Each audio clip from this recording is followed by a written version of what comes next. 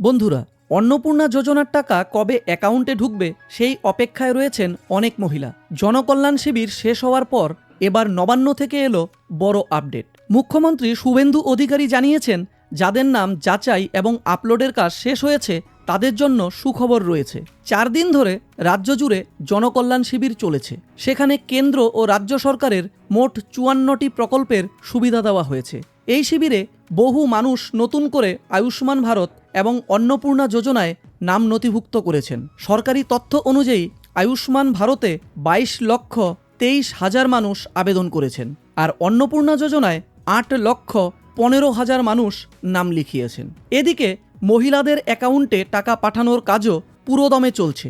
মুখ্যমন্ত্রী জানিয়েছেন, 3 জুন প্রায় 28 লক্ষ মহিলা টাকা পেয়ে গিয়েছেন। এছাড়াও আরও 1,05,00,000 মহিলার তথ্য যাচাই করে আপলোড করা হয়েছে। অর্থাৎ নতুন অনেক উপভোক্তাও এবার এই প্রকল্পের আওতায় আসবেন। এবার আসি সবচেয়ে বড় প্রশ্নে, টাকা কবে অ্যাকাউন্টে ঢুকবে? নবান্ন সূত্রে জানা গিয়েছে 1 জুলাই থেকে টাকা ট্রান্সফার শুরু হতে পারে। ইতিমধ্যেই প্রায় 1,30,000-এর বেশি আবেদন যাচাই ও আপলোডের কাজ শেষ হয়েছে।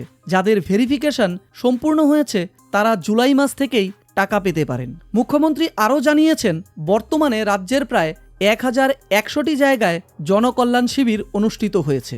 সেখানে 54টি গুরুত্বপূর্ণ প্রকল্পের সুবিধা দেওয়া হয়েছে। ফলে এক জায়গায় গিয়েই আবেদন, তথ্য যাচাই এবং বিভিন্ন পরিষেবার সুবিধা পেয়েছেন সাধারণ মানুষ। প্রসঙ্গত, নির্বাচনের আগে বিজেপি অন্নপূর্ণা ভাণ্ডার চালুর প্রতিশ্রুতি দিয়েছিল। সেই প্রতিশ্রুতি অনুযায়ী মাসে 3,000 টাকা করে দেওয়া শুরু হয়। তবে নতুন করে এই সুবিধা পেতে আবেদন এবং তথ্য যাচাই করা বাধ্যতামূলক। তাই যারা এখনও আবেদন করেননি তারা দেরি না করে এই কাজ সেরে ফেলুন, তাহলে জুলাই থেকেই টাকা পাওয়ার সুযোগ তৈরি হতে পারে। এমন গুরুত্বপূর্ণ আপডেট সবার আগে পেতে আমাদের চ্যানেলটি সাবস্ক্রাইব করুন, লাইক করুন ও শেয়ার করুন। ধন্যবাদ।